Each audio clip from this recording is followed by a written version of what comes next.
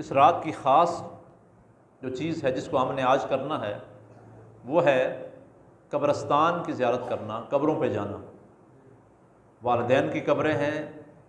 عزیزوں کی قبریں ہیں، بہن بھائیوں کی قبریں ہیں، رشتہ داروں کی قبریں ہیں، دوست احباب کی قبریں ہیں۔ قبروں پر جانا اور ان کے لیے فاتحہ پڑھنا اس رات میں سرکار کا معمول تھا۔ مسند احمد کی روایت ہے، حضرت عائشہ صدیقہ رضی اللہ تعالیٰ عنہ فرماتی ہیں کہ میں نے ایک رات حضور نبی کریم صلی اللہ علیہ وسلم کو گھر میں موجود نہیں پایا، تو میں سرکار کی تلاش میں نکلی۔ تلاش کرتے کرتے میں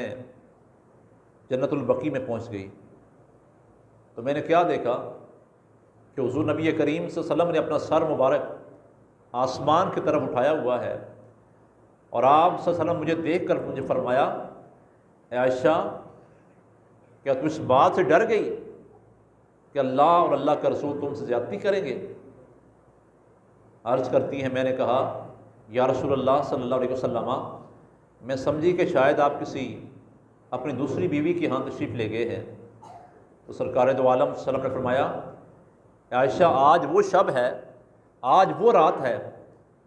15 شعبان کی رات۔ اس رات اللہ کریم پہلے آسمان پر اپنے شان کے مطابق نزول فرماتا ہے، اور اللہ تعالیٰ بنی کلب کی بکریوں کے بالوں سے بھی بڑھ کر لوگوں کو جہنم سے آزاد کر دیتا ہے، کیونکہ اس وقت بنی کلب کی بکریاں زیادہ تھی، تو حضور نے اس کی مثال دی کہ جتنے بنی کلب کی بکریوں کے جسموں پر بال ہیں، اس سے بڑھ کر اللہ تعالیٰ میری امت کے لوگوں کو آج کی رات جہنم سے بری کر دیتا ہے۔ اس لیے اس رات کو شب برات کہا جاتا ہے، بری ہونے کی رات، جہنم سے بری ہونے کی رات۔